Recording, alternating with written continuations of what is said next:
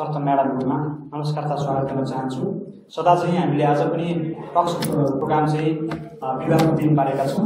विशेष गरी युएसमा कन्सल्टिङ पेसामा सफल रहनुभएका इन्जिनियर पुनः खरेल सरलाई चाहिँ काठमाडौँ नेपाल आउनुभएको अवस्थामा हामीले उहाँको चाहिँ एक्सपर्टाइज चाहिँ हामीले सुनौँ भनेर चाहिँ सक्यो।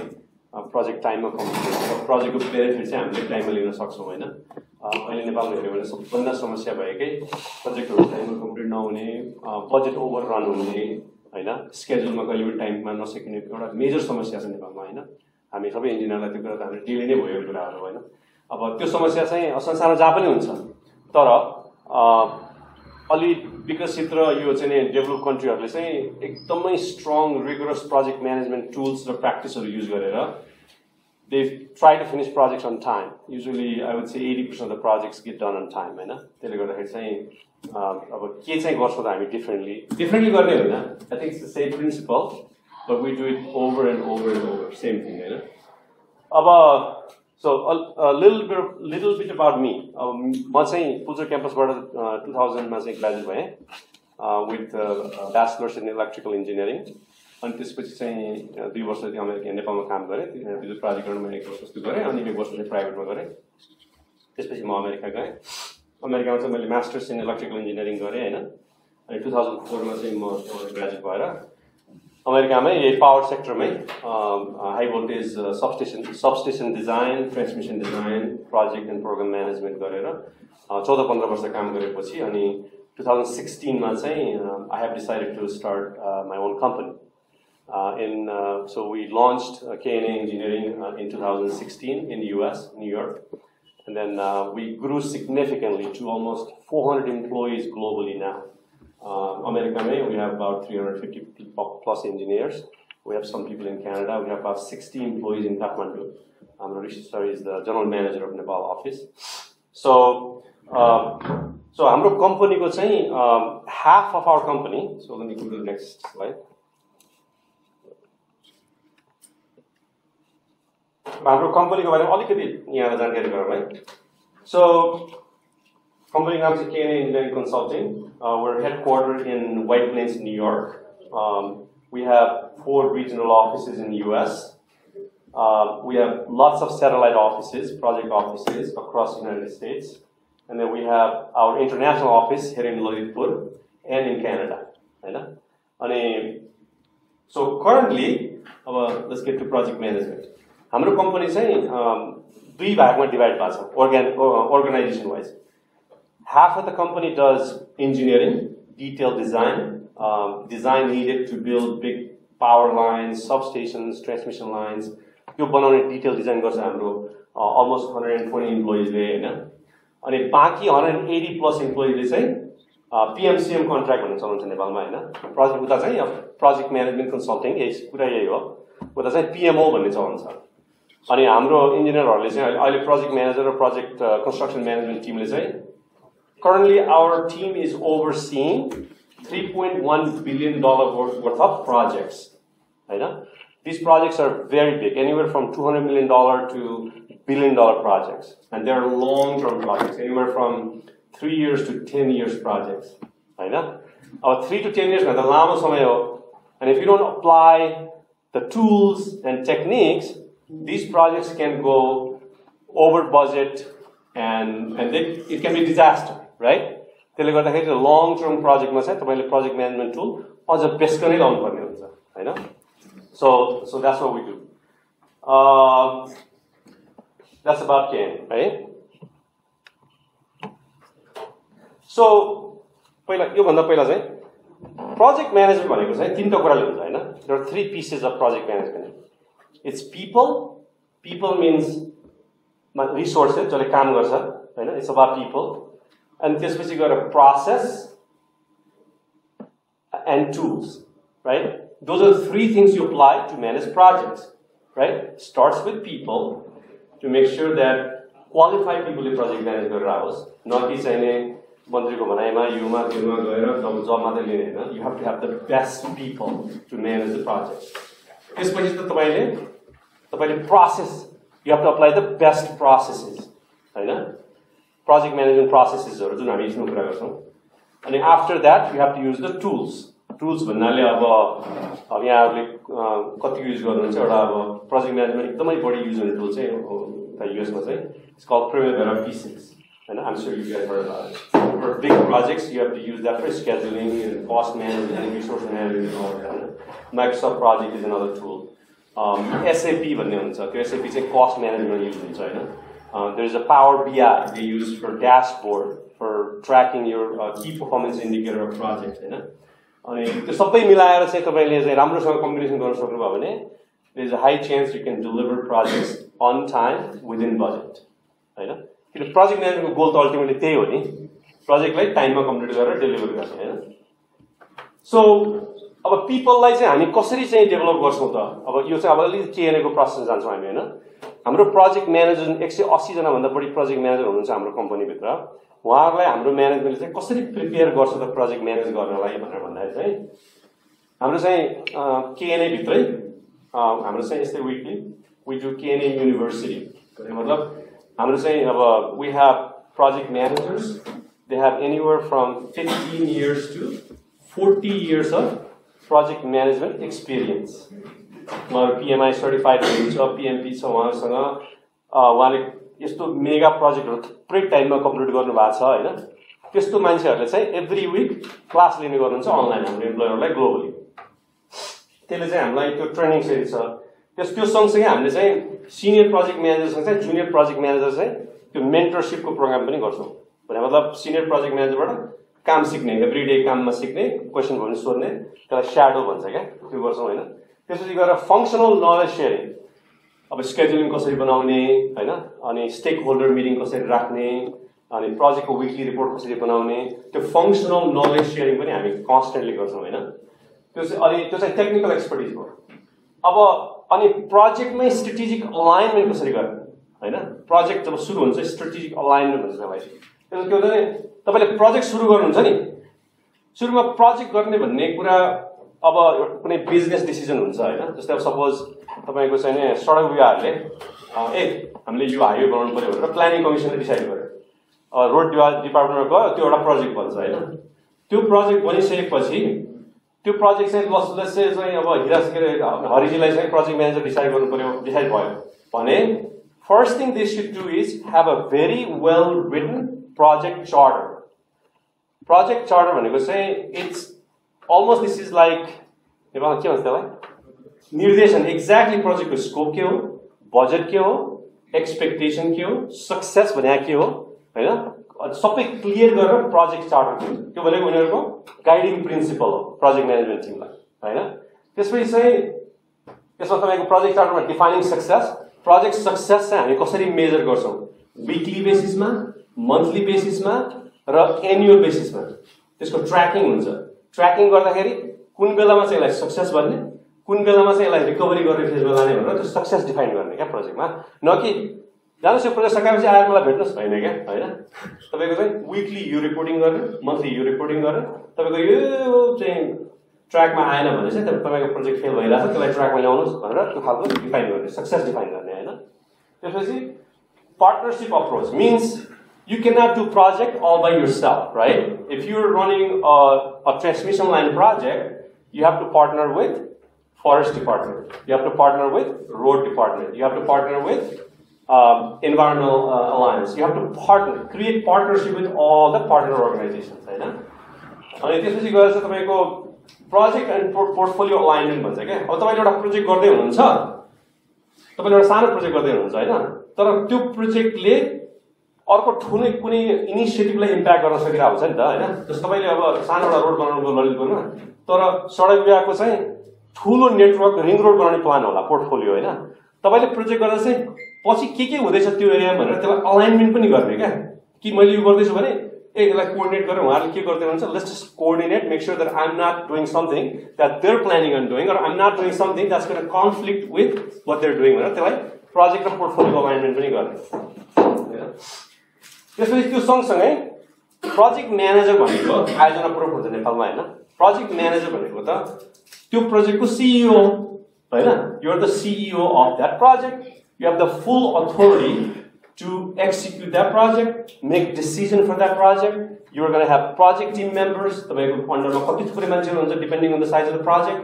So you need to be a very strong leader, right? त्यसको लागि हामी लिडरसिप डेभलपमेन्ट पनि गर्छौँ हैन. जस्तै यो त प्रोजेक्ट म्यानेजर अब गएर आफू पत्ता लगाउनुहोस् होइन कि how do we make you a strong leader so that you can execute projects successfully भनेर चाहिँ अब जनरली फेरि कस्तो हुन्छ भने प्रोजेक्ट म्यानेजरहरू चाहिँ अब प्रोजेक्ट म्यानेजरमा चाहिँ there is a term called projectized organization, matrix organization भन्ने हुन्छ हैन. प्रोजेक्टाइज्ड अर्गनाइजेसन भनेको चाहिँ त्यो प्रोजेक्टमा काम गर्ने सबैजना चाहिँ प्रोजेक्ट म्यानेजरको अन्डरमा हुन्छ. तर मेट्रिक्स अर्गनाइजेसनमा के हुन्छ भने तपाईले इन्जिनियरिङ डिपार्टमेन्टबाट मान्छे ल्याउनु पर्ने हुन्छ हैन, कन्स्ट्रक्सन डिपार्टमेन्टबाट मान्छे ल्याउनु पर्ने हुन्छ जस्ट प्रोजेक्ट गर्नलाई हैन. प्रोजेक्ट सकेपछि आफ्नो डिपार्टमेन्टतिर जान्छन् फेरि हैन. त्यसको चाहिँ मेट्रिक्स भन्ने हुन्छ. त्यो आएका मान्छेहरू चाहिँ तपाईको अन्डरमा डाइरेक्टली काम गर्दैनन् तर तपाईको अन्डरमा काम गर्छन्. भने मतलब फङ्सनल अर्गनाइजेसनलाई सपोर्ट गर्छन् तर तपाईको प्रोजेक्टमा काम गर्छन्. So it's becomes very hard to manage them. It's called leading without authority. त्यति बेला तपाईको के हुन्छ लिडरसिपले काम गर्छ बुझ्नु भएन. तपाईले आफ्नो why are we doing this project तपाईले गरेको कामले तपाईको अन्डरको मान्छेलाई तपाईले गरेको सानो कामले गर्दा यो असर हुन सक्छ. त्यसकारणले तपाईले प्रोजेक्ट टाइममा अथवा तपाईले गरेको असाइनमेन्ट टाइममा गर्नु महत्त्वपूर्ण कुरा छ भनेर सम्झाउनु पर्ने हुन्छ हैन. हैन कि म आयोजना प्रमुख तपाईले गर्नै पर्छ भनेर झगडा गर्नै पर्छ. त्यसलाई भन्छ लिड विदाउट अथोरिटी. त्यो लिडरसिप स्किल हुनु पर्यो हैन. अनि एजिलिटी एन्ड एडाप्टेबिलिटी भने मतलब you need to be able to adapt हैन. थिंग्स चेन्ज ड्रामेटिकली हैन, स्पेशली इन नेपाल. अब political situation changes all the time right. तपाईको बस अथवा मिनिस्टर एउटा होला, सेक्रेटरी एउटा होला, उसले एउटा तपाईले रेगुलेसन दिया होला हैन. त्यो चेन्ज हुने बित्तिकै फेरि पुरै चेन्ज हुन्छ. त्यस्तो खालको चेन्जेसहरुमा पनि अडाप्ट गर्न सक्ने हैन, इमिडिएटली प्रोजेक्टको स्ट्र्याटेजीलाई चेन्ज गर्न सक्ने र फेरि प्रोजेक्टलाई ब्याक टु ट्र्याक ल्याउन सक्ने त्यो पनि एउटा खुबी हुनु पर्यो प्रोजेक्ट म्यानेजर हैन. It's called agility. You need to be agile हुन्छ नि. चुस्त फुर्त भन्छ नि. के चेन्ज भयो भने इमिडिएटली बर्बाद प्रोजेक्ट खत्तम भयो अब के गर्न सक्दैन भनेर बस्नु भन्दा those changes, how are those changes going to make impact on your project? So be aware of that kind of stuff हैन. त्यसपछि गएर चाहिँ ओनरशिप एन्ड एकाउन्टेबिलिटी. सो तपाई आफूले पनि ओनरशिप लिने र आफू पनि एकाउन्टेबल हुने र आफ्नो अन्डर अथवा आफ्नो प्रोजेक्टमा काम गर्ने मान्छेलाई पनि उनीहरूलाई पनि कामको ओनरशिप दिने र उनीहरूलाई पनि एकाउन्टेबल बनाउने. हैन मतलब काम गरे भने रिवार्ड गर्ने, काम गरेन भने उनीहरूलाई चाहिँ त्यो अनुसारको अब उनीहरूलाई कारबाही पनि गर्न सक्नु पर्यो हैन. त्यो थियो people हैन. That's how you create best people, best resources हैन. त्यसपछि अब प्रोसेसको कुरा गरौँ. प्रोजेक्ट म्यानेजमेन्ट तपाईले के प्रोसेसहरु गर्नुहुन्छ अब थुप्रै छ तर this is one of them right. So हाम्रोमा चाहिँ हामी पीएम प्लेबुक भन्छौँ क्या. हामी चाहिँ हाम्रो खालको प्रोजेक्ट गर्नलाई हामीले आफ्नै खालको कस्टमाइज्ड त्यो प्रोजेक्ट म्यानेज कसरी गर्ने, सबस्टेसन एउटा प्रोजेक्ट बनाउँदा के कुरा ध्यान दिने भनेर चाहिँ हामीले प्रोजेक्ट म्यानेजमेन्टको एउटा प्लेबुक भन्छ क्या. सिम्पल ठ्याक भनेर 25 वटा एक्टिभिटिज प्रोजेक्ट म्यानेजरले के गर्ने भनेर डिफाइनै गरेर हुन्छ क्या हामीले. त्यसलाई हामीले पीएम प्लेबुक भन्छौँ. जस्तै नयाँ प्रोजेक्ट म्यानेजर आयो भने चाहिँ केएनए भित्र कसरी प्रोजेक्ट म्यानेज गर्छौँ हामीले भनेर चाहिँ एउटा पीएम प्लेबुक बनाउँछौँ अनि त्यसलाई हामीले ट्रेनिङ दिन्छौँ क्या प्रोजेक्ट म्यानेजरलाई. त्यो चाहिँ टुल उनीहरूको प्रोसेस भयो हैन. त्यसपछि गएर हामीले चाहिँ स्ट्यान्डर्ड टेम्प्लेट्स एन्ड टुल्स भने मतलब तपाईले सुरुमा प्रोजेक्ट पाउनु भयो त्यसपछि अब प्रोजेक्टमा तपाईको फर्स्ट थिङ हामी के गर्छौँ भने प्रोजेक्ट किक अफ मिटिङ गर्छौँ हैन. प्रोजेक्ट किक अफ मिटिङमा चाहिँ के कुराहरू एजेन्डा कस्तो हुनुपर्छ हैन, के कुरामा टक गर्नुपर्छ हामीले, के कुरामा हामीले प्लानिङ गर्नुपर्छ. त्यो किक अफ मिटिङमा एजेन्डाको टेम्प्लेट हुन्छ, स्केड्युलको टेम्प्लेट हुन्छ. तपाईले सेड्युल बनाउँदाखेरि सेड्युल चाहिँ कस्तो खालको बन्नुपर्छ भनेर त्यसको पनि टेम्प्लेट हुन्छ. प्रोजेक्ट म्यानेजरले त्यो स्क्रैचबाट सुरु गर्नु पर्दैन. उसको हातमा अलरेडी टेम्प्लेट हुन्छ, त्यही टेम्प्लेटलाई एक्सपान्ड गरेर प्रोजेक्टको उसले बनाउने हो. तर टेम्प्लेट चाहिँ हामी दिन्छौँ उनीहरूलाई हैन. त्यसपछि गएर तपाईको चाहिँ अब विकली रिपोर्ट हामीले के बनाउने, के हेर्ने विकमा हैन. जस्तै अब स्केड्युल पर्फर्मेन्स इन्डेक्स हैन, कस्ट पर्फर्मेन्स इन्डेक्स, तपाईको चाहिँ रिस्कहरू ट्र्याक गरिरहेको छैन हैन. त्यसपछि गएर तपाईको चाहिँ एक्चुअल कस्ट कति छ, estimate of completion, estimate to complete, यस्तो कुराहरू चाहिँ हामी ट्र्याक गर्छौँ क्या. त्यो हामी एउटा टेम्प्लेट दिन्छौँ. तपाईँले एउटा प्रोजेक्ट गर्नु भने यो कुराहरू तपाईँले विकली, मन्थली, क्वार्टरली त तपाईँले रिपोर्टिङ गर्नुपर्छ. टुल चाहिँ यो टेम्प्लेट यो भनिदिन्छौँ होइन. त्यस्तै गरेर प्रोजेक्ट चार्टरको कुरा भयो. तर प्रोजेक्ट चार्टर पनि टेम्प्लेट हुन्छ फेरि त्यो पनि होइन. We have template for that. अनि प्रोजेक्ट एक्जिक्युसन प्लान, हरेक प्रोजेक्टभित्र चाहिँ प्रोजेक्ट म्यानेजरको दायित्व के हो भने first thing they should do as part of the project planning is to develop schedule, cost estimate, and a project scope. त्यो गर्दा गर्दै you have to write project execution plan.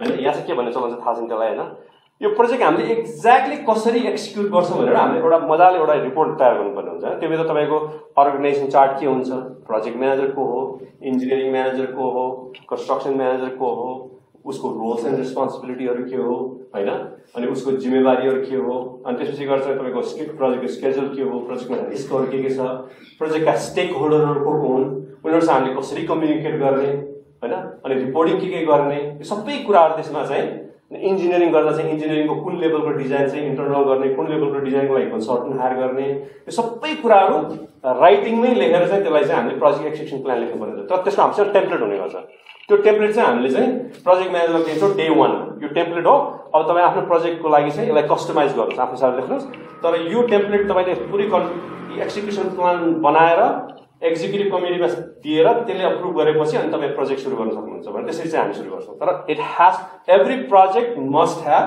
A project execution plan हैन त्यसपछि गएर project and portfolio life cycle management भने मतलब त्यो overall प्रोजेक्टलाई चाहिँ हामीले त्यो लाइफ साइकल हामी कसरी म्यानेज गर्छौं a planning phase execution phase monitoring control phase र क्लोज आउट फेज त्यो सबैलाई हामी म्यानेज कसरी गर्छौं भनेर त्यसको पनि टुल हुन्छ हामीसँग so we have the template and tools so we give that to our PMs on day 1 right and they will use that to all of their projects त्यसले गर्दा के हुन्छ भन्दा अब सबैलाई एउटा कन्सिस्टेन्ट वेले प्रोजेक्ट म्यानेज हुन्छ एउटै वेले सबै प्रोजेक्ट म्यानेज हुन्छ अनि म्यानेजर अथवा डाइरेक्टर VP हरुलाई के आइडिया हुन्छ भने यो मैले एक्सपेक्ट गर्छु प्रोजेक्टबाट मैले क्वेशनहरु के सोधेँ हेर्नुलाई भने थाहा हुन्छ PM हरुलाई पनि मैले एन्सर के गर्ने भने अलमोस्ट थाहा हुन्छ प्रोजेक्टमा मैले के ध्यान दिनुपर्छ भने अफ एभ्रीडे थाहा हुन्छ हच्चकभरमा चाहिँ हुँदैन हरेक चीजको चाहिँ एउटा स्ट्यान्डर्ड प्रोसेस हुन्छ हैन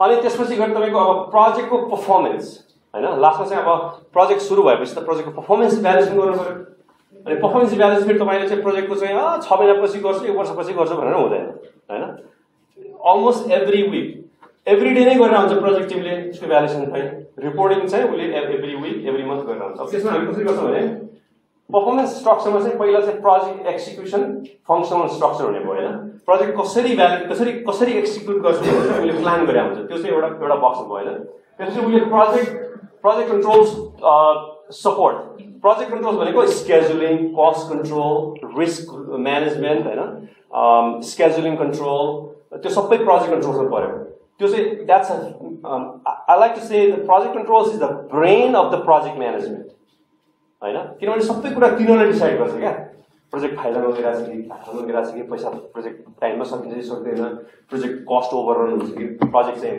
कस्ट अन्डररन हुन्छ कि प्रोजेक्टमा मेजर छ कि त्यो project controls is the brain of the project management भने त you are there to make it happen भन्छ नि तपाईले चाहिँ काम लगाउन सक्नु पर्यो गराउन सक्नु पर्यो तर त्यो डेटा दिने काम चाहिँ प्रोजेक्ट कन्ट्रोल्स डिपार्टमेन्टले गर्छ क्या अनि कस्ट एन्ड स्केड्युलिङ म्यानेजमेन्ट जब प्रोजेक्ट कन्ट्रोल्सले चाहिँ त्यो सबै प्लानिङको डकुमेन्ट बनाइन्छ त्यसपछि तपाईले त्यसलाई म्यानेज गर्नु पर्यो नि भने मतलब त्यो स्केड्युल अनुसार चाहिँ कन्ट्र्याक्टरलाई काम गराउन सक्नु पर्यो त्यो स्केड्युल अनुसार तपाईले चाहिँ त्यो चाहिँ नि अब भेन्डरलाई तपाईको यो मटेरियल सप्लाई गर्नलाई चाहिँ टाइममा चाहिँ गराउन सकाउनु पर्यो त्यो त प्रोजेक्ट म्यानेजरको डिसिजन हो नि त तर स्केड्युल र कस्ट म्यानेजमेन्ट गर्ने काम चाहिँ प्रोजेक्ट म्यानेजरले एक्जिक्युट गर्ने भयो हैन त्यसपछि लास्टमा आएर चाहिँ तपाईको परफर्मेन्स रिपोर्टिङ छ लास्टमा त होइन तर it's the part of the function you do every week बुझ्नु भएन हाम्रो प्रोजेक्ट म्यानेजरहरूले एभ्री वीक हाम्रो कस्तो हुन्छ हजुरको भने एभ्री वीक हाम्रो कस्ट ट्र्याकिङ हुन्छ क्या स्केड्युल ट्र्याकिङ र कस्ट ट्र्याकिङ एभ्री वीक हाम्रो प्रोजेक्ट म्यानेजरहरू चाहिँ हाम्रो स्केड्युलिङ हेड कस्ट हेड र इन्जिनियरिङ हेडसँग बसेर उहाँहरूले त्यो स्ट्याटस लिनुहुन्छ क्या हरेक एक्टिभिटीको स्ट्याटस लिनुहुन्छ अनि त्यो स्ट्याटस लिइसकेपछि स्केड्युलिङको कस्टको मान्छेले सरर रिपोर्ट निकालिदिन्छ हामी सर स्केड्युलमा चाहिँ यही पेसमा गयौँ भने चाहिँ हाम्रो चाहिँ 3 महिना डिले हुन सक्छ अथवा 6 महिना डिले हुन सक्छ भनिन्छ हैन कस्टको मान्छेले पनि यही रेटमा हामीले एक्सपेन्स गर्दै गयौँ भने चाहिँ हाम्रो कस्ट ओभररन चाहिँ 20% 30% हुन सक्छ भनेर भन्छ त्यसपछि उनीहरूले रिकभरी प्लान पनि दिन्छ त्यसको लागि चाहिँ हामीले स्केड्युल क्र्यास गर्नुपर्ने हुन्छ सर यताको यो एक्टिभिटीहरुलाई प्यारलल गरौँ यसरी चाहिँ क्र्यास गरौँ अनि we can recover the schedule भनेर एभ्री वीक कन्भर्सेसन हुन्छ हैन अनि त्यो रिपोर्ट चाहिँ अनि एक्जिक्युटिभबाट आउँछ एभ्री वीक अनि एक्जिक्युटिभहरु जाँदाखेरि चाहिँ you have to show the actual what is happening. You cannot hide. But the important part is you have to tell them how you are going to recover the project. त्यहाँ गर्छ अब यसो जे भयो यस्तै त हो भनेर बस्नु पाएन. Otherwise they'll find another project manager, right? Being a project manager, you have to manage these changes every day so that your goal is to bring the project back on track and deliver the project on time within budget. हैन? तर त्यो काम चाहिँ you have to do it every day, every week, every month. Don't wait for year end. Budget cycle सकिन्छ 18 मा साल गरेर गरौँला. नेपालको प्रब्लम के भन्नु न? हाम्रो spending, capital spending, what is it? 30-40% of the plan every year. उताको चाहिँ it's up to 90-95%. So they give us your capital spending was right. त्यो हामीले प्रोजेक्ट म्यानेज गर्दा they give us plus minus 5% of the budget.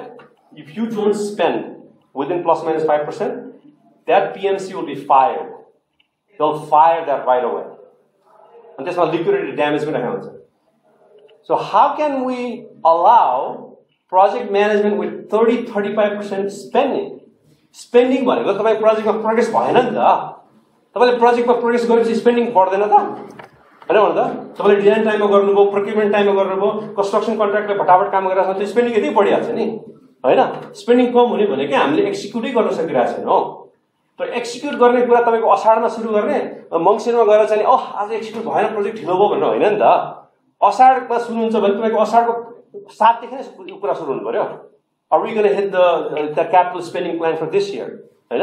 असाढको मसाले फेरि कुरा हुनु पर्यो. जेठमा कुरा हुनु पर्यो, के रे साउनमा हुनु पर्यो, भदौमा हुनु पर्यो, असोजमा हुनु पर्यो. यो कुरा त एभ्री विक, एभ्री मन्थ हुनु पर्यो. अनि बल्ल गरेर तपाईले असाढमा 90-80% स्पेन्डिङ पुराउन सक्नुहुन्छ. हैन? That's our problem. त्यही भएर हाम्रो क्यापिटल यो चाहिँ इन्फ्रास्ट्रक्चर नबन्ने रिजन त्यही त हो नि. एउटा रोड बनायो भने 20 वर्ष लाग्छ. मेलम चाहिँ आउँदा 30 इयर्स 20 इयर्स भइसक्यो आउँदैन. The fundamental problem is our project management. We haven't managed any projects. I hate to say this, but I think that's the biggest problem in our country, right? So, our project management is it's a machine, right? It's a people, process, and performance. They go all hand in hand. Right? So, our project controls, project controls, I said this is the brain of the project. Project controls touches almost all aspects of project management. Like scheduling management, stakeholder management, risk management, cost management, document management, engineering management, everything goes back to your P6, scheduling. If scheduling राम्रो भयो भने चाहिँ then you can manage your project well. अब project controls मा चाहिँ तपाईको project controls भनेको project controls planning and scheduling. Project controls चाहिँ अघि मैले भने जस्तै it's a planning and scheduling. They also look at risk management. They also look at cost and estimating management. They also look at scope change management. तपाईको scope भने त project मा एउटा चाहिँ universal truth हो क्या. What is the universal truth of project? It's a change, right? Things are constantly changing on the projects. त्यही भएर change management चाहिँ rigorous हुनुपर्छ project मा. Change आयो भने त्यसलाई कसरी म्यानेज गर्ने? त्यसको इम्प्याक्ट स्केड्युल कस्ट र चाहिँ स्कोपमा के हुन्छ हैन त्यसलाई चाहिँ हामीले फेरि ब्याक अन ट्र्याक ल्याउनलाई के भन्छ change is constant on project and life and everything else if you don't know how to manage change then projects will never get done on time right complain मात्रै गरेर हुँदैन नि ए मैले project सुरु गरेको थिएँ रोड ल्याएर फेरि खन्दियो बर्बाद बनाइदियो those things happen all the time हैन भूकम्प आउँछ तपाईको चाहिँ पहाडी आउँछ दिज आर द चेन्जेस मान्छे हामी अनफोर्चुनेटली हामी पनि मर्छौँ हैन तपाईको चाहिँ दुनियाँभरि कोभिड आयो हैन कति प्रोजेक्ट यो चेन्जलाई चाहिँ कसरी एडाप्ट गर्ने कसरी एजाइल गर्ने कसरी त्यसलाई अकोमोडेट गर्ने द्याट्स कल्ड रिस्क म्यानेजमेन्ट हैन तपाईको अर्को हुन्छ earn value I assume you guys know what earned value is, right? So earned value, so नेपालमा सुन्ने गरिन्छ नि प्रोजेक्ट कति कम्प्लिट भयो 90% कम्प्लिट भयो त्यसपछि 20 वर्ष लागिसक्यो हुन्छ त्यो 10% कम्प्लिट होला हैन वास्तवमा त्यो प्रोजेक्ट 90% कम्प्लिट हो त त्यसको भ्यालिडिटी के हो त Is there a tool that tells you that project is truly 90% complete? That's called earned value. So there's a science behind earned value. त्यसमा त्यो स्केड्युलिङ मान्छेहरुले तपाईको 1 दिन 2 दिनको लेभलको एक्टिभिटी बनाएर त्यो एक्टिभिटीलाई कस्टमा लोड गरेर अनि त्यसको पर्सेन्ट कम्प्लिटलाई चाहिँ रुल अफ त्यो अर्न भ्याल्यू रुल भन्छ क्या 5% भनेको के काम गरेपछि 5% गर्ने 10% भनेको के काम गरेपछि 10% गर्ने त्यो रुल बनाएर अनि बल्ल उनीहरूलाई त्यो क्रेडिट दिने चलन हुन्छ न कि ठेकेदारले म 90% सक्छु सर मलाई त्यो बिल पास गरिदिनुहोस् unfortunately that doesn't work earned value हैन so earned value management is to me is a science अनि डकुमेन्ट कन्ट्रोल अब प्रोजेक्टमा तपाईको thousands of documents इन्जिनियरिङदेखि लिएर कन्ट्र्याक्टको डकुमेन्टदेखि लिएर भेन्डरको डकुमेन्टदेखि लिएर त्यसलाई कसरी म्यानेज गर्ने त्यसलाई कसरी स्टोर गर्ने हैन त्यसलाई चाहिँ इन्जिनियरको हातमा कसरी पुर्याउने कन्स्ट्रक्टरको हातमा कसरी पुर्याउने त्यसलाई भन्छ document management that's a huge task in big projects हैन त्यसपछि सप्लायर पर्फर्मेन्स तपाईको सप्लायरको पर्फर्मेन्स म्यानेजमेन्ट गर्नु पर्यो हैन तपाईले चाहिँ इक्विपमेन्ट दिइराछ त्यसको इक्विपमेन्टको क्वालिटी के हो त्यसको क्वालिटी कन्ट्रोल कसरी गर्ने त्यसले टाइममा दियो कि दिएर त्यसले विदिन बजेट गरि गरेन किन म्याक्सिमम प्रोजेक्टमा सप्लायर तपाईलाई डुबाइदिन्छ हैन आज एउटा बिल भन्छ ओ सर यो इन्फ्लेसन बढ्यो यो हो म त बेक गर्न सक्दैन भन्छ अस्ति हामीले एउटा सानो अफिस एक्सपेन्सनको काम गरे उहाँ चाहिँ अप्रिल 30 मा दिन्छ भने प्रोजेक्ट अझ 2 महिना ढिलो गरिदिन्छ सानो एउटा अफिस एक्सपेन्सनको काम पनि त्यो सप्लायरले सामानै ल्याउन सक्दैन त्यसको पर्फर्मेन्स कसरी म्यानेज गर्ने त्यसलाई कसरी चाहिँ अकाउन्टेबल बनाउने हैन त्यसले काम गरेन भने त्यसलाई फायर गरेर अर्कोलाई ल्याउन हामीसँग रिस्क म्यानेजमेन्ट प्लान के छ त्यो सबै तपाईले हेर्नु पर्यो नि त हैन त्यसै गरेर मेन्टेनिङ द प्रोजेक्ट बेसलाइन तपाईले प्रोजेक्ट सुरुमा जुन प्लानिङ गर्नुहुन्छ नि इनिशियल प्लानिङ गरिसकेपछि एउटा बेसलाइन बनाउने हैन प्रोजेक्ट चाहिँ 3 वर्षको भयो स्केड्युल अनुसार प्रोजेक्ट चाहिँ 10 अरबको भयो हैन र प्रोजेक्टको स्कोप यो भनेर त्यसको एउटा बेसलाइन बन्यो हैन त्यो बेसलाइन बनिसकेपछि तपाईले एभ्री वीक तपाईले जब परफर्मेन्स गर्दै जानुहुन्छ नि तपाईको प्रोग्रेस चाहिँ त्यो बेसलाइनको अगेन्स्टमा तपाईले मेजर गर्नुपर्ने हुन्छ त्यो बेसलाइन गरिसकेपछि तपाईले यो चाहिँ मेरो प्रोजेक्टको बेसलाइन हो त्यो बेसलाइनको अगेन्स्टमा मैले कसरी परफर्म गरिरहेको छु भनेर you have to use that baseline as a reference point to cross check your performance of the project र प्रोजेक्टलाई बेसलाइन गर्ने चलन हुन्छ हैन त्यसपछि last reporting again it's not the last effort यो reporting happens from first week of the project हाम्रोमा कस्तो हुन्छ भने first week of the project हाम्रो प्रोजेक्ट म्यानेजरहरूले चाहिँ हाम्रो एक्जिक्युटिभहरूलाई एभ्री विक रिपोर्ट गर्छ अनि त्योभन्दा माथिको लेभललाई मन्थली गर्छ we do all the time हैन प्रोजेक्ट कन्ट्रोल्समा चाहिँ अब यो प्रोजेक्ट कन्ट्रोल्स गर्ने बेलामा चाहिँ प्रोजेक्ट कन्ट्रोल्स स्केड्युलिङ गर्ने मान्छेहरू के गर्छ अलिकति हाई लेभल उनीहरूले चाहिँ हरेक ड्युरेसन एक्टिभिटिज तपाईँ रोड बनाइरहनु भएको छ भने खन्ने काम होला हैन गिटी ल्याउने काम होला गिटी फोड्ने काम होला हैन अब त्यो सबै कामहरूको चाहिँ ड्युरेसन आउँछ त्यसलाई भन्छ एस्टिमेट एक्टिभिटी ड्युरेसन हैन त्यो ड्युरेसन गरेपछि once you have the schedule ready they run critical path right what is the critical path of that project हैन त्यसपछि चाहिँ they do precedence diagramming method भन्नाले त्यसको लजिक बनाउँछ उनीहरूले हैन के पहिला पर्छ के पछि पर्छ कसरी चाहिँ स्केड्युल लजिकल हुनु पर्यो किन नत्र भने स्केड्युल त गार्बेज आउट हैन schedule has to be accurate so they do that and then they do the milestones so you can not say अब प्रोजेक्ट सकाएपछि आएर मलाई भन्नुस् भन्ने मिल्दैन एभ्री मन्थ एउटा माइलस्टोन के हुन्छ हैन अनि एभ्री क्वार्टर माइलस्टोन होला हैन एभ्री इयर माइलस्टोन होला त्यो माइलस्टोन लिस्ट बनाउने लास्टमा हैन अनि त्यसपछि गएर अनि डिपेन्डेन्सीज कुन कामले केलाई इफेक्ट गर्छ त्यो काम भएन भने प्रोजेक्ट के असर पर्छ त्यो डिपेन्डेन्सी एनालिसिसहरु गर्ने हैन लास्टमा चाहिँ उनीहरूले त्यो अलिकति कम्प्लिकेटेड प्रोजेक्ट भयो भने चाहिँ उनीहरूले एक्टिभिटीमा कस्ट पनि लोड गर्छ त्यो कस्ट लोडेड भएपछि it's called resource and cost loaded schedule अनि त्यो स्केड्युलमा अर्न भ्याल्यु पनि त्यहीबाट गर्छ स्केड्युल पर्फर्मेन्स इन्डेक्स पनि त्यहीबाट निकाल्छ कस्ट पर्फर्मेन्स इन्डेक्स पनि त्यहीबाट निकाल्छ अनि त्यो चाहिँ तपाईको एउटा मास्टर स्केड्युल भनेर बस्छ क्या त्यो बनाउँदाखेरि चाहिँ अब वर्क ब्रेकडाउन स्ट्रक्चर भन्ने हुन्छ स्केड्युलभित्र त्योभित्र अब विभिन्न लेभलको डिटेलहरू हुन्छ होइन म स्केड्युलर चाहिँ होइन पिएम भएको स्केड्युलसँग काम गर्दा गर्दा अलिअलि आइडिया भएको हो होइन यसमा त मास्टर चाहिँ स्केड्युलिङमा गर्छ होइन अब प्रोजेक्ट म्यानेजमेन्टको समरी पिएमओ समरी होइन पिएमओ समरीमा चाहिँ अब our KNA project management office हाम्रो केएनए भित्र चाहिँ पिएमओ अफिस एउटा पिएमओ डाइरेक्टर भन्ने पनि छ होइन उनीहरूको चाहिँ उनीहरूको रोल चाहिँ is focused on helping organizations our क्लाइन्टहरूलाई चाहिँ to establish maintain and communicate value based standard matrix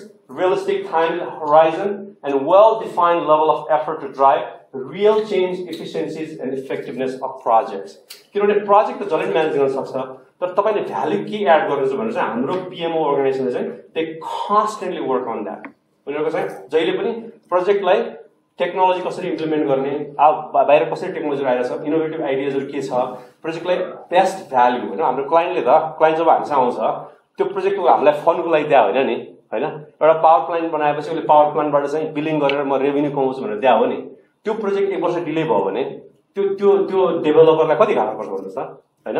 मैले त अरबौँ कमाउन सक्छ नि 1 वर्षमा। हामीले 1 वर्षमा टाइममा प्रोजेक्ट सकायो भने त्यो डेभलपर कति सक्सेसफुल हुन्छ होइन। त्यस्तै गरेर एउटा कुनै कसैले फ्याक्ट्री बना भनेर हामीलाई दियो भने त्यो फ्याक्ट्रीबाट उसले अरबौँ कमाउँछु भनेर बनाउँछ नि होइन। हामीले 1 वर्ष डिले गरिदियो भने उसको अरबौँ घाटा लाग्छ, उसको ब्याङ्कको लोन हुन्छ होइन। भने चाहिँ हामीले त्यसरी सोचेर प्रोजेक्टलाई अर्गनाइज गरेर टाइममा सकायौँ भने our customers become successful. That's how we measure the success of business of project. Project management चाहिँ अब मैले अघि भने जस्तै हजुरको यो एउटा सानो सर्कल छ। तपाईँको चाहिँ अब प्रोजेक्ट कन्ट्रोल्स भयो, अनि ट्रेनिङ भयो, अनि तपाईँको प्रोजेक्ट Q&A एन्ड मेथड भन्ने हुन्छ, त्यसपछि अचिभमेन्ट एन्ड डकुमेन्ट म्यानेजमेन्ट भयो, रिपोर्टिङ एन्ड यो चाहिँ सर्कलमा जान्छ project every week, every month, every year. अब तपाईँ कस्तो हुन्छ भने प्रोजेक्ट हाम्रो के हुन्छ, we have a project manager that can manage up to 5 or 6 projects होइन। त्यो प्रोजेक्टको साइज र कम्प्लेक्सिटीले डिफाइन गर्छ क्या। अब if it's a let's say $3 to $5 million project, we can have one project manager managing 3 or 5 projects. Right? If it's $100 million project, we need a full-time project manager. Right? So a project manager role, it does not matter whether it's $100,000 project or $5 billion project. You will need all the disciplines. Discipline, you will need a scheduler. You'll need a cost estimator. You'll need an engineer. And you need a construction guy. So you're going to need all, but their involvement is going to be very small. So you need all the disciplines. अर्को एउटा question नाम छ यो, खास गरी एउटा प्रोजेक्टमा 10 जना board member हुनुहुन्छ, एउटा म्यानेजर हुन्छ।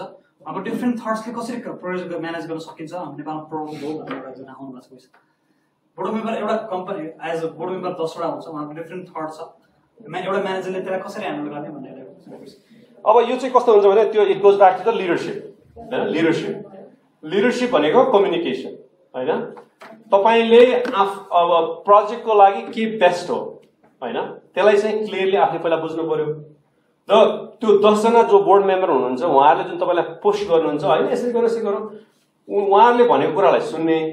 तर प्रोजेक्टमा उहाँहरूले तपाईँलाई बजेट दिनुभएको छ होइन, स्केड्युल दिनुभएको छ भने तपाईँको रोल के हुन्छ भने सर तपाईँले भनेको चाहिँ गर्न सक्छु, तर यसले चाहिँ तपाईँको बजेट चाहिँ 2 करोड बढाइदिन्छ, स्केड्युल चाहिँ 2 वर्षले बढ्छ, तपाईँलाई त्यही नै चाहियो भने चाहिँ स्कोप रिभाइज गरौँ, प्रोजेक्टको बजेट स्केड्युल रिभाइज गरौँ, आउ डु इट होइन।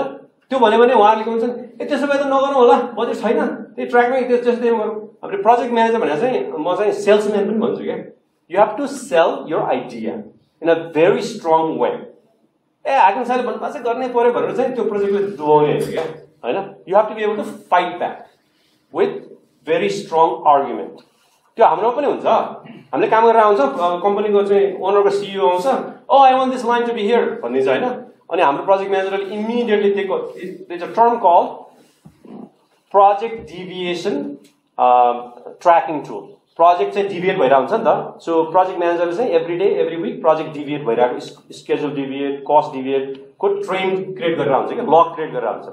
अनि त्यो लग चाहिँ एभ्री विक र एभ्री मन्थ चाहिँ सिनियर म्यानेजरले देखाउनुपर्छ।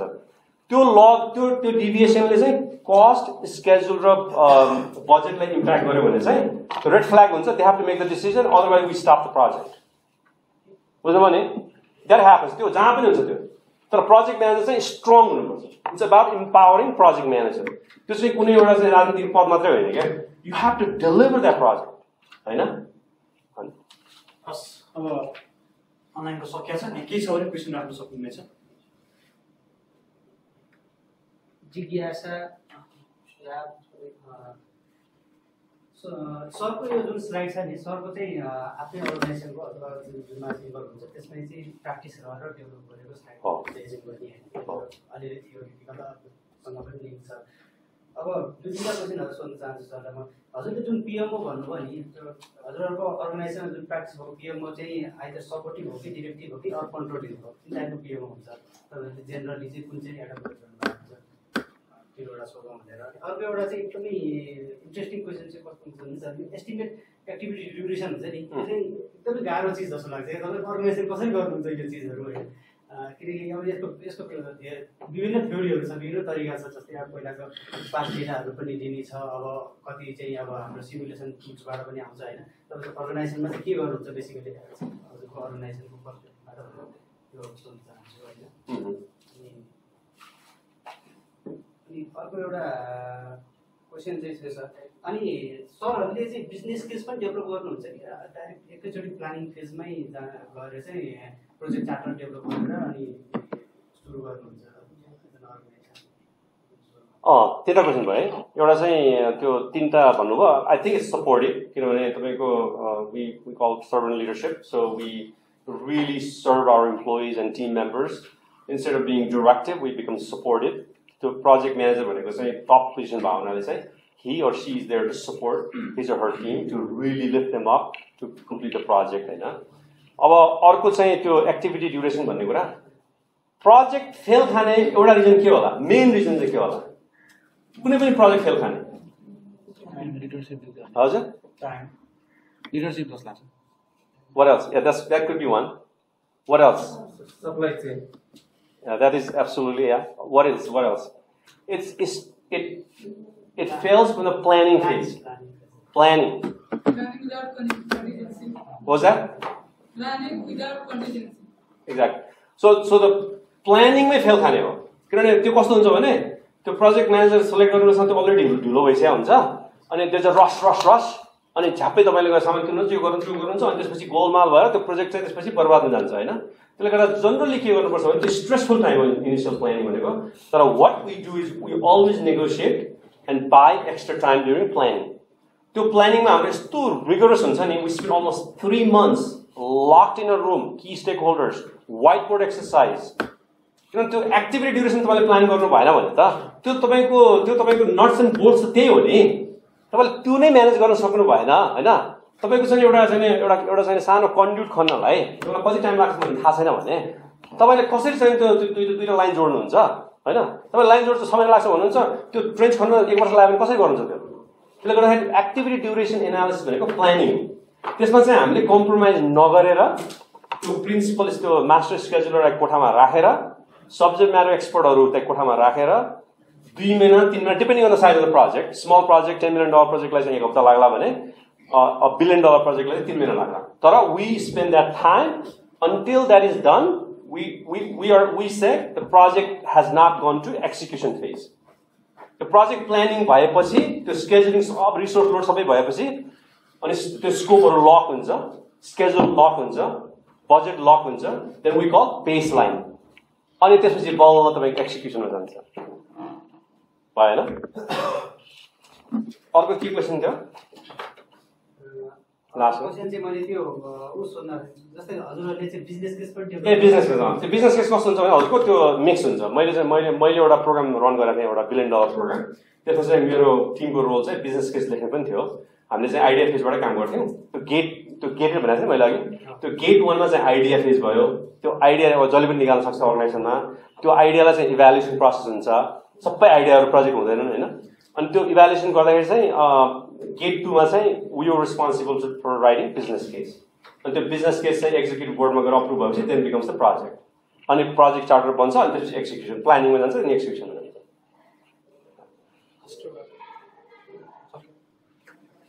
यो एउटा जुन प्रोजेक्टमा चाहिँ 3टा मेजर स्टेक होल्डर जुन हुन्छ, क्लाइन्ट, कन्सल्टेन्ट र कन्ट्र्याक्टर। सो हाम्रो जुन यो प्रोजेक्ट प्लानिङमा अनि डाटा सोर्सेसहरू चाहिँ 3टै इन्टिटीलाई राखेर चाहिँ प्लानिङ हुन्छ कि as a project manager client तर्फबाट मात्रै त्यो प्लानिङ हुन्छ कि 3टै स्टेक होल्डरबाट त्यो डाटाहरू अपडेट गरेर हुन्छ? अब यस्तो हुन्छ, तपाईँ कस्तो हुन्छ भने PMC project management consulting hire गर्दा चाहिँ कन्ट्र्याक्टर जनरली हायर भइसकेको हुँदैन होइन।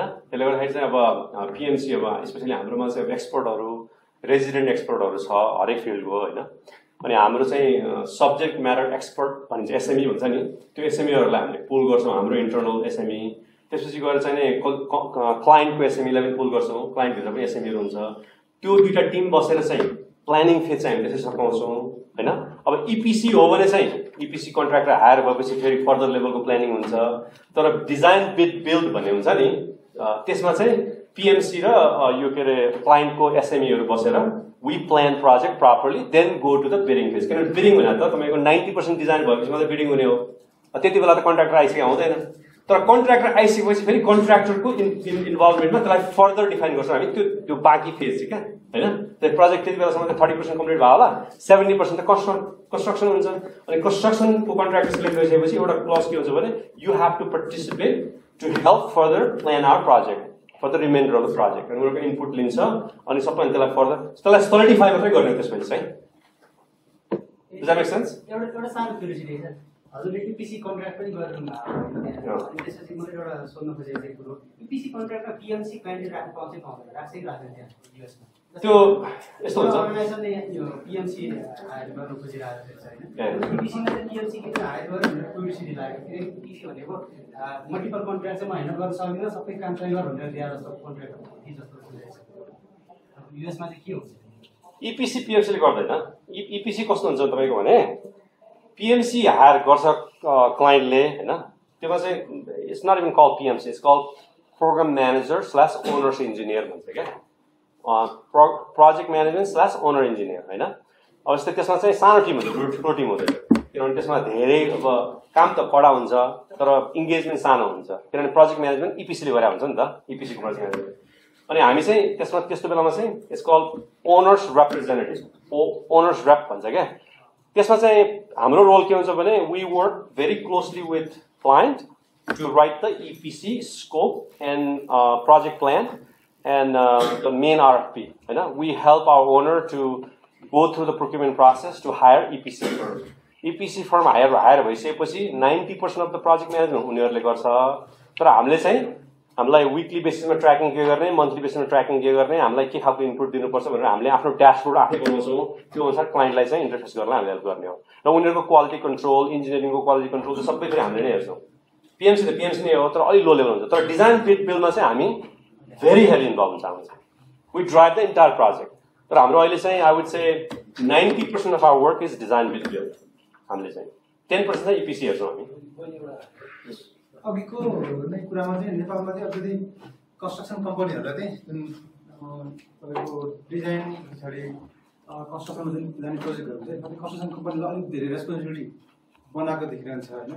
त्यसमा चाहिँ क्वालिटी एसुरेन्सको कुराहरू पनि कन्ट्र्याक्टरलाई अलिकति ICP कन्ट्र्याक्टहरूमा, त्यसमा चाहिँ प्लानिङको कुराहरू पनि कन्ट्र्याक्टरको चाहिँ अलिकति इनपुट धेरै नै देखिरहेको छ। यसमा चाहिँ तपाईँको चाहिँ सजेसन के हुन्छ नेपालको जस्तो कन्स्ट्रक्सन प्रोजेक्टहरूमा? त्यसमा चाहिँ कन्सल्टेन्टले डिजाइन गर्छ, र कन्ट्र्याक्टरले चाहिँ आफ्नो वर्क प्लानहरू, वर्क सेड्युलहरू सबमिट गरेर यसलाई चाहिँ इम्प्लिमेन्टेसनमा जान्छ। यसमा कसरी चाहिँ त्यो अलिकति इफिसियन्ट बनाउन सकिन्छ? कन्ट्र्याक्टरले चाहिँ त्यो RFP फाइनलाइज नहुँदै त्यस्तो गर्छ, गर्न मिल्दैन नि। तर हायर भइसकेपछि त्यो त नर्मल प्र्याक्टिस हो। त्यो तपाईँले कस्तो हुन्छ भने तपाईँको अब PMC ले चाहिँ they build what they call level 2 schedule हैन। त्योभन्दामा लेभल 3 भनेको त नट्स एन्ड बोल्ट्समा जान्छ नि त। त्यो चाहिँ कन्ट्र्याक्टले बनाउने हो लेभल 3 को चाहिँ। त्यो लेभल 3 को स्केड्युल चाहिँ अनि उनीहरूले बनाएर हाम्रो स्केड्युलरलाई दिन्छ। हाम्रो स्केड्युलरले चाहिँ त्यसलाई रोल अप गर्छ क्या। तर आउने चाहिँ उनीहरूबाटै हो। उनीहरूको स्केड्युल चाहिँ हामीले बनाउन मिल्दैन हैन। अनि त्यो उनीहरूले बनाइसकेपछि उनीहरूलाई हामीले माइलस्टोन दिन्छौँ हैन। तपाईँले चाहिँ यहाँदेखि यहाँसम्म काम चाहिँ 3 महिनामा सकाउनु पर्छ भन्यो भने उसले चाहिँ एभ्री डेको स्केड्युल बनाउँछ। त्यो 3 महिनामा कसरी सकाउने भनेर हैन। त्यो इनपुट त उनीहरूलाई दिनै पर्छ, त्यसरी नै हुन्छ त्यहाँ पनि हैन। त्यो इन्फ्लुएन्स किनभने they are the one executing the work right. You just tell them, hey, I need to finish their work in 3 months, and they're going to say, this is how I'm going to finish my work in 3 months. त्यो लेभलको schedule उनीहरूले बनाउँछ। त्यो त्यसरी नै हुन्छ त्यहाँ पनि।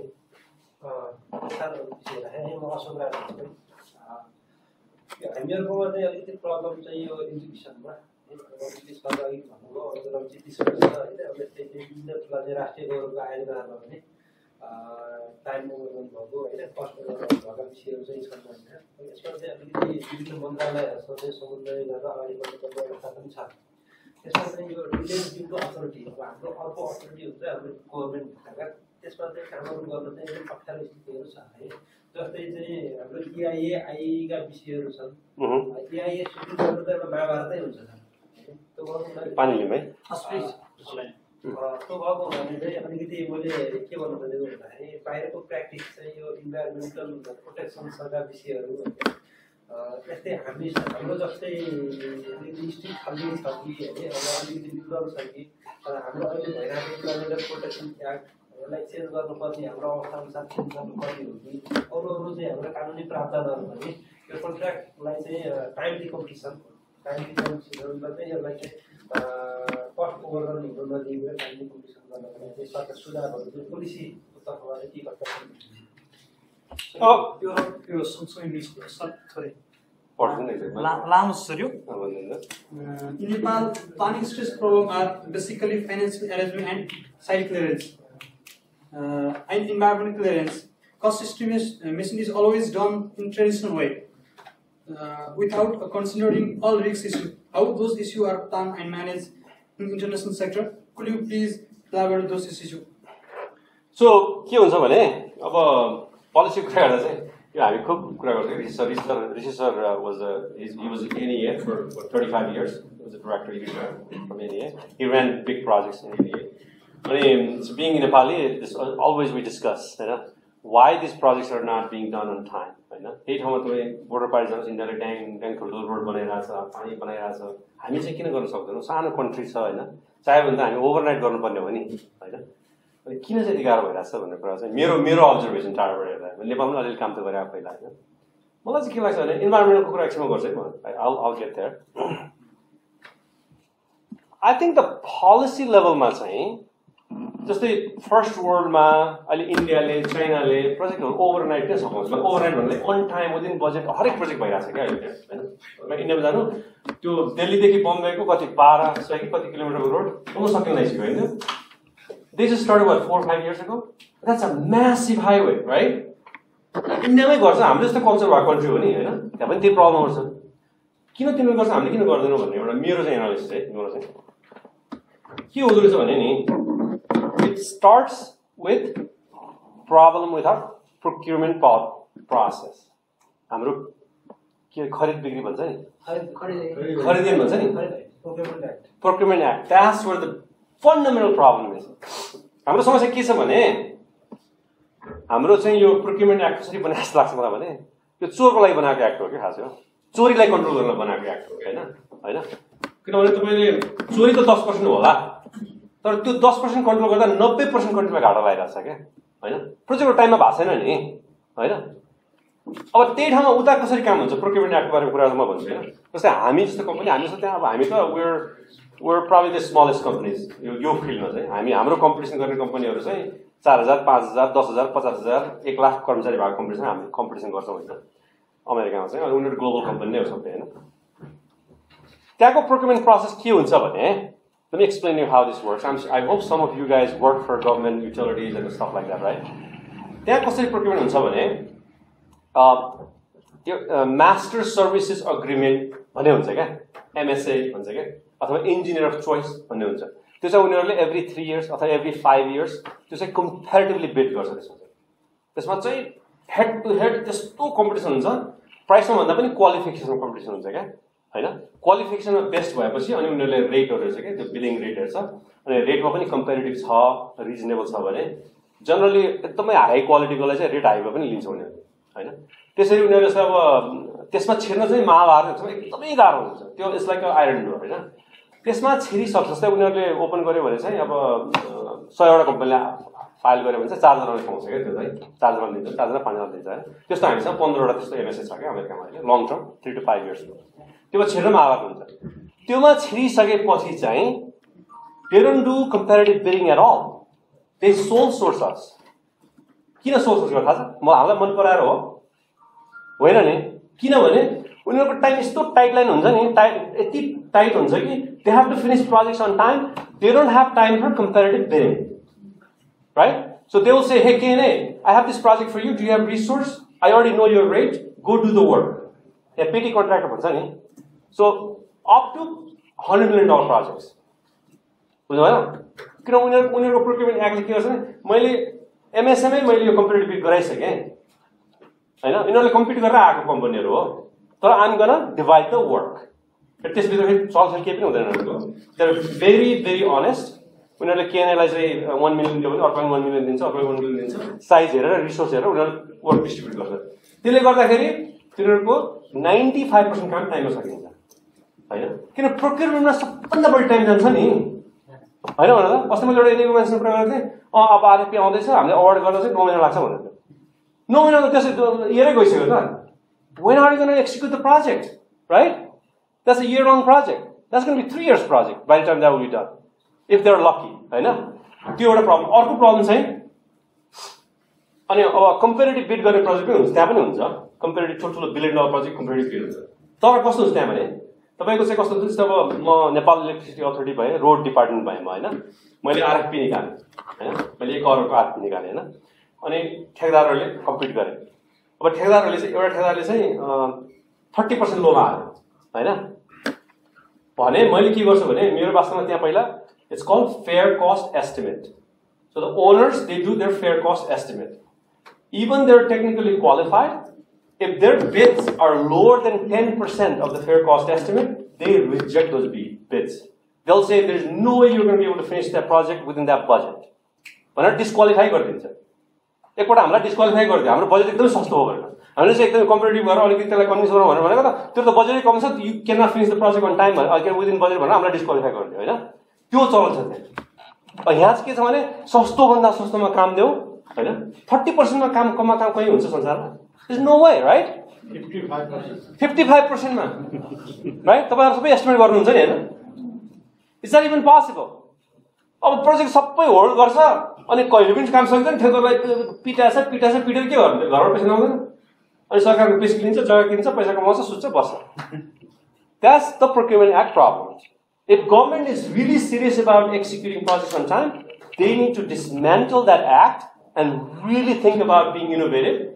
कि 10% त्यो बदमाशी गर्नलाई चाहिँ समाजले चर्को पारे ठोक्राउने हैन, तर 90% काम त गर्न दियो बाबा। That's what the problem मेरो विचारमा छ हैन। अब इन्भाइरोमेन्टको कुरा गर्नु भने इन्भाइरोमेन्टल यहाँ भन्दा अझ स्ट्रङ त्यहाँ छ हैन। It takes almost 2 to 3 years to get environmental permit. अमेरिकामा एउटा ट्रान्समिसन लाइन बनाउनु पर्यो भने it takes 10 years. बुझ्नु भएन? त्यो 10 years मा 7 years इन्भाइरोमेन्टले खाइदिन्छ त्यहाँ। ए यो चाहिँ कछुवा छ रे, यहाँ चाहिँ यो के ब्याट छ रे, यो छ रे, त्यो छ रे, त्यो जंगलमा छिर्न दिँदैन एउटा वर्षको कुनै टाइममा। भनेपछि इन्भाइरोमेन्ट प्रब्लम जहाँ पनि हुन्छ, it's not a big deal. अब त्यसलाई चाहिँ एउटा प्रोजेक्ट म्यानेजरले के गर्नु पर्यो भने त्यसलाई रेकग्नाइज गर्नु पर्यो हैन। प्लानिङ के गर्छ, मेरो रिस्कहरु के हो, कुन कुन चाहिँ तपाईले अघि स्केड्युल एक्टिभिटी भन्नुभयो नि, इन्भाइरोमेन्टमा एक्ज्याक्टली कति लाग्छ भनेर एउटा इन्भाइरोमेन्ट एक्सपर्टलाई नै राखेर प्लानिङ फेजमै त्यसलाई इम्प्रुभ गर्नु हैन। अनि त्यो गरिसकेपछि तपाईले एक्सपेक्टेसन त सेट गर्नुभयो नि त। यो प्रोजेक्ट वास्तवमा 3 वर्ष लाग्ने प्रोजेक्टको 1 वर्षमा सकिँदैन भनेर तपाईले प्रोजेक्टको एक्सपेक्टेसनै सेट त्यसरी गर्नुभयो भने त इन्भाइरोमेन्ट गर्न सक्नुहुन्छ, सप्लाई चेन पनि म्यानेज गर्न सक्नुहुन्छ, सबै रिस्क म्यानेज गर्नुहुन्छ नि। It's part of the risk management and planning. त्यो इन्भाइरोमेन्ट चाहिँ I don't think this is not driven by Nepal, this is driven by global. किन we're a global village हैन। यहाँ तपाईले एउटा सानो चरा मार्नु भने खैरो उठिन्छ हैन। It make or buy decision गर्नलाई कति टाइम लाग्छ? हजुर जनरली अहिले भन्नु भने जस्तो सोर्स खोज्छन् भनेर भन्नुभयो नि, सोर्स अफ सेलेक्सन भन्छ त्यसलाई। त्यो गर्नलाई पहिला आफ्नो मेक अर बाइ डिसिजन त गर्नु पर्यो अर्गनाइजेसन, हामी आफै गर्नु। त्यो त सुरुमै गर्छ उनीहरूले, त्यो सुरुमै गरिसक्यो। त्यो मेक अर बाइ डिसिजन गर्नलाई उनीहरूले त्यो गरेरै त्यो उनीहरूलाई हायर गरेर कन्ट्र्याक्टरलाई हायर गरेर त्यो कन्सल्टेन्ट हायर गरेर त्यसको लागि बजेट पहिल्यै छुट्यायो। त्यो मेक अर बाइ त हजुर त्यो एमएसए राख्नुभन्दा अगाडि नै गरिसकेको हुन्छ उनीहरूले। उनीहरूले वर्षमा हामीले 70% काम चाहिँ कन्ट्र्याक्ट गर्ने भनेर त्यो फिलोसफिकल डिसिजन पहिल्यै भइसकेको हुन्छ। त्यसपछि त्यो डिसिजन हुँदैन। त्यो जति तपाईले डिसिजन थप्नुहुन्छ नि त्यति नै प्रोजेक्ट डिले हुँदै जान्छ क्या। त्यो मान्छे बिदामा जाला, मन्त्रीको मिटिङमा होला, के होला, त्यो डिले आउँछ नि। So the one of the things about project management is to eliminate the roadblocks. So these are called roadblocks. बुझ्नु भने? थप क्वेशन छैन। हामी एक दुईवटा क्वेशन मात्र लिन्छौँ है, टाइमको भयो त्यही भनौँ। त्यस्तो अहिले यो सुन्दाखेरि मलाई के लाग्यो कि सिभिल एन्ड स्ट्रक्चरल रिलेटेड मात्र क्वेरीज त्यो प्रेजेन्टेसन जस्तो लाग्यो है। हजुर सिभिल स्ट्रक्चरल रिलेटेड मात्र त्यस्तो लाग्यो मलाई। मेबी आई एम रङ हैन। Being IT consultant, I have a process related to IT sector. Normally, I work in private sector. यहाँ चाहिँ के हुँदो रहेछ, like client has their requirement in first phase, then we plan the estimation, cost, and then proceed. तर के हुन्छ कि जब requirement भयो एउटा एमओयू भयो हैन, त्यसपछि के हुँदो रहेछ नर्मली आईटी सेक्टरमा कि जब हामी एक फेजमा काम गर्यौं हैन, त्यसपछि डेमोन्स्ट्रेसन गर्यो होइन त्यसपछि they suddenly change their requirement exactly the client do not know कि उसलाई रिक्वायरमेन्ट उसको के हो एक्ज्याक्ट चाहिँ हुँदैन जब हामी एक दिनमा काम गरिसकेपछि बल्ल चाहिँ त्यस उहाँहरूले चाहिँ रिक्वायरमेन्ट चेन्ज गर्दै जानुहुन्छ तर के हुन्छ कि अब लाइक हामी त्यही अनुसार कस्ट र एस्टिमेसन टाइम एस्टिमेसन गरेको हुन्छौँ अब त्यो रेटमा फेरि त्यही काम गर्न चाहिँ भएन हाम्रो अलरेडी टाइम चाहिँ गइसकेको हुन्छ अब त्यस्तो टाइपको क्लाइन्टलाई अब लुज गर्न पनि भएन होइन अब त्यस्तो क्लाइन्टलाई कसरी चाहिँ डिल गर्न सक्छ being a project manager how to suggest us so तपाईँले भन्नुभयो नि यो हुन्छ आज कुरा धेरै इन्फ्रास्ट्रक्चर रिलेटेड कुराहरू भयो तर प्रोजेक्ट म्यानेजमेन्ट प्रिन्सिपल चाहिँ it applies everywhere what you just said is a change management होइन प्रोजेक्टमा चेन्ज भने कन्स्टेन्ट हुन्छ it doesn't matter whether IT or education project management or health care project management changes are constant होइन अब उहाँले भन्नुभएको चाहिँ के भने तपाईँको प्रोजेक्टमा एउटा क्लाइन्ट साइड हुन्छ एउटा कन्ट्र्याक्टर साइड हुन्छ होइन उहाँले चाहिँ कन्ट्र्याक्टर साइडको प्रोजेक्ट म्यानेजर हुनुभयो सपोज यो एउटा इपिसी प्रोजेक्ट म्यानेजर होइन अब तपाईँको क्लाइन्टले चाहिँ तपाईँलाई एउटा बेस लाइन दिन्छ होइन स्कोपको स्केड्युलको र कस्टको अनि उसले माइन्ड चेन्ज गरिदिन्छ ए मलाई चाहिँ नि यो ढोका यहाँ राख यहाँ राखिदिए होइन अथवा चाहिँ ए लाइट यस्तो खालको हालिदिए उसले हावामा चाहिँ चेन्ज गर्छ प्रोजेक्ट म्यानेजरको चाहिँ it's about documenting and really understanding the base scope होइन and as soon as changes happen communicate with the real impact of the change, right?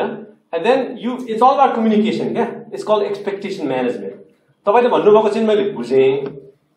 First of all, talk to your technical people, if that's even doable, होइन? अनि त्यसको impact चाहिँ स्केड्युलमा के हुन्छ, कस्टमा के हुन्छ, टेक्नोलोजीमा के हुन्छ, त्यसको फाइनल प्रडक्ट उसले निकाल्न खोजेको एउटा होला, उसले भनेको चेन्जले प्रडक्ट अर्कै बन्न सक्छ. यो कुराहरू सबै डेटा ग्यादर गरेर you have to go back to your client and talk with the facts. तपाईँले भनेको चेन्जले चाहिँ यो हुन्छ लास्टमा तपाईँले भनेको प्रोडक्टै नभएर अर्कै प्रोडक्ट बन्छ is that acceptable to you भनेर उसले चाहिँ या that make sense just do it भन्यो भने चाहिँ ठिक छ त्यसपछि स्कोप चेन्ज गर्ने अनि त्यसपछि डकुमेन्ट्सहरू म्यानेज गर्ने स्कोप चेन्ज गरेर नयाँ स्कोपमा काम गर्ने होइन भने चाहिँ 90% time they will say don't worry about it होइन त्यो प्रोजेक्ट म्यानेजर भने मैले भने नि it's a salesman job you have to be very good communicator and really need to be master of no what is called? Jack of all, master of none. तपाईँलाई almost त्यो प्रोजेक्टमा हुने सबै discipline के हुन्छ थाहा चाहिँ हुनुपर्छ फेरि अब मलाई लगेर चाहिँ अब आइटीको प्रोजेक्ट म्यानेजर गरायो भने चाहिँ I don't think I can be a good project manager मलाई लगेर चाहिँ रोडको प्रोजेक्ट म्यानेजर बनायो भने I don't think I can be a good project manager मलाई लगेर पावरमा प्रोजेक्ट म्यानेजर बनायो भने चाहिँ आई क्यान डु इट किन आई डन इट बिफोर होइन त्यो पनि एसएमई पनि हेर्नुपर्छ एउटा प्रोजेक्ट म्यानेजरको 90% अफ द टाइम चाहिँ कम्युनिकेसन नै जान्छ it's all about communication every day तपाईँले आफ्नो टिमसँग कम्युनिकेट गर्नुहुन्छ क्लाइन्टसँग गर्नुहुन्छ कन्ट्र्याक्टसँग you have to constant communication चाहिँ फेरि प्रिसाइज हुनुपर्छ फेरि प्रोजेक्ट म्यानेजर फेरि बोलेको कुरा धेरै फेरि पर्छ नि त you have to be very clear हस् धेरै धेरै धन्यवाद